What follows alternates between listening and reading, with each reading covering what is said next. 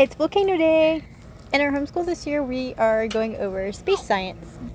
This past week, we dove deep into Mercury and Venus.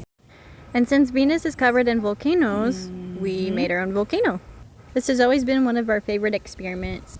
It's very simple, using only baking soda and vinegar, which creates a fun chemical reaction at the end. Oh, dude. Oh, that was cool, huh?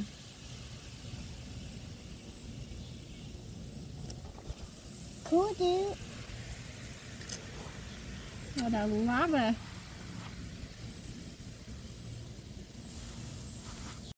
They had so much fun, they wanted to create a second explosion to go with it.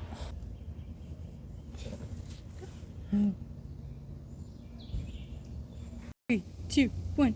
Hurry up. Oh, gosh. Get him.